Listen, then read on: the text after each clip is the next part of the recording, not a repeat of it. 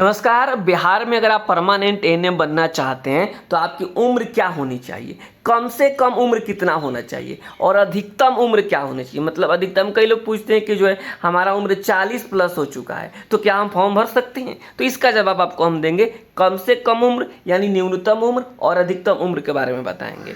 और selection process यानी form भरने से लेकर के आपके ज्वाइनिंग पोस्टिंग तक की जो है बातें हम आपको बताएंगे, निगेटिव मार्किंग भी बताएंगे।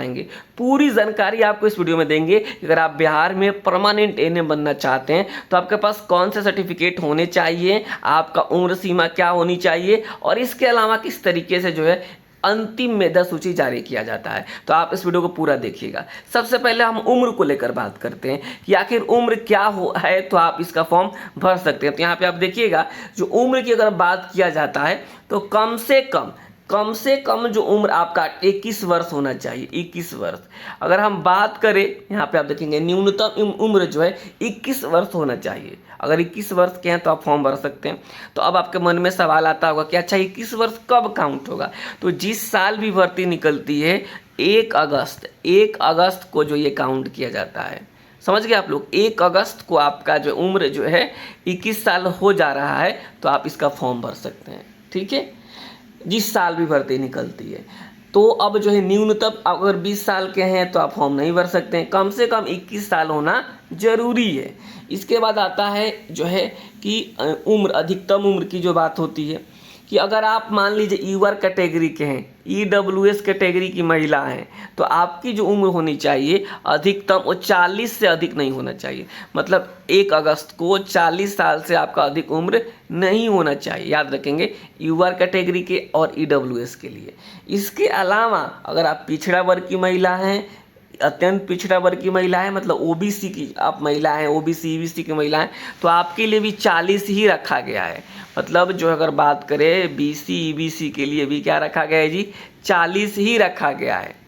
अब जो है आता है एससी एसटी के लिए, तो एससी एसटी के लिए 42 साल रखा गया है। ठीक है, एससी एसटी की महिलाओं के लिए 42 साल रखा गया है। ये सब 1 अगस्त को ही काउंट किए जाते हैं। क्लियर हो गया होगा। आई थिंक उम्र को लेकर आपके मन में जो डाउट होगा वो ख़त्म हो गया होगा कि कम से कम 21 साल, बाकी जनरल कैटेगरी, ईडब्ल्यूएस के लिए, बीसी के लिए, ईबीसी के लिए मैक्सिमम 40 और जो एससी एसटी के लिए 42। ठीक है, ये उम्र इतना होना चाहिए तो आप फॉर्म भर सकते हैं। अब आता है अगला प्रोसेस। जैसे आपका उम्र हो गया, आपने फॉर्म भर दिया। फॉर्म भरने के बाद से जो आपका एग्ज़ाम होता है, क्या होता है जी, एग्ज़ाम होता है। एग्ज़ाम पे होता है 100 क्वेश्चंस पूछे जाते हैं। कितने जी, 100 क्वेश्चंस पूछे जाते हैं। हिंदी और इंग्लिश दोनों में होता है। आपको जिसमें मन आए उसमें आप दे सकते हैं। और इसमें आपको बताते हैं 1/4 निगेटिव मार्किंग होता है। परमानेंट की जो भर्ती होती है उसमें 1/4 निगेटिव मार्किंग होता है। ये 1/4 क्या होता है, तो मान लीजिए कि जो है आपने जो है 100 क्वेश्चंस है, आपने जो है 100 क्वेश्चंस आप बना के आ गए, जिसमें आपने 60 क्वेश्चन सही बनाया और 40 क्वेश्चंस क्या होगा जी, गलती बना दिया।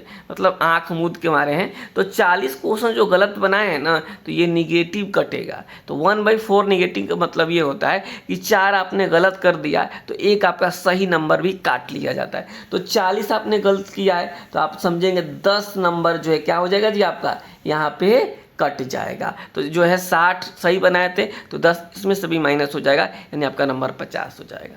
ठीक है, तो 1/4 इसमें निगेटिव मार्किंग होता है।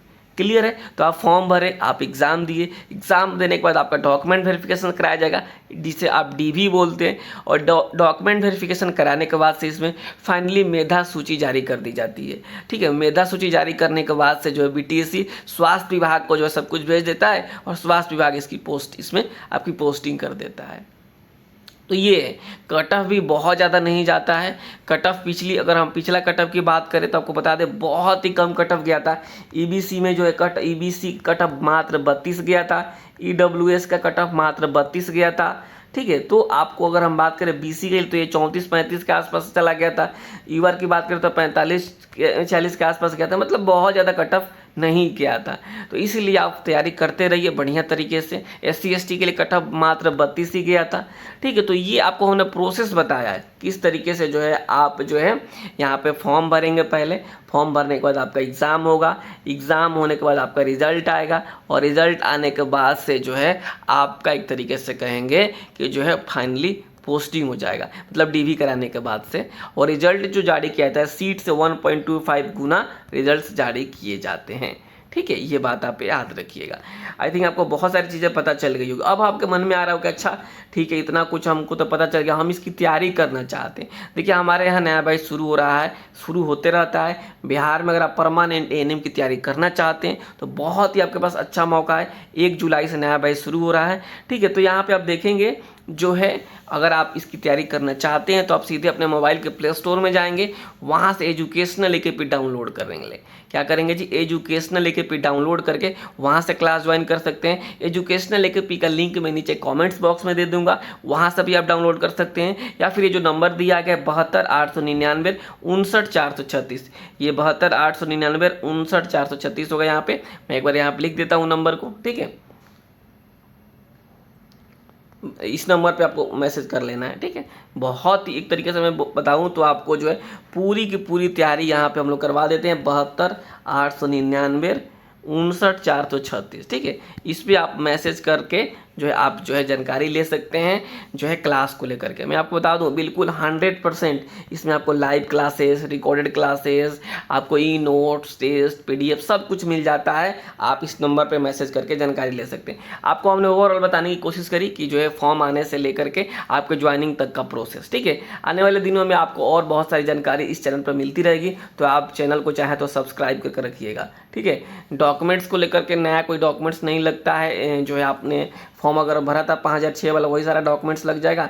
अगर मान लीजिए अगर आप EWS वाले हैं तो आप जो है EWS का नया बनवा लीजिएगा, बाकी NCL वगैरह पुराना भी चल जाता है। ठीक है, तो ये है, हम आने वाले दिनों में डॉक्यूमेंट्स को लेकर एक स्पेशल वीडियो बनाएंगे। फिलहाल इस वीडियो में इतना ही रखते हैं। आप इस नंबर को जरूर सेव कर लीजिएगा, 72 899 59 436। नया बैच शुरू हो रहा है, आप ज्वाइन कर लीजिए। बहुत बहुत बढ़िया मौका है इस भर्ती में आपको एक सीट अपना क्लियर करने के लिए। नमस्कार, धन्यवाद।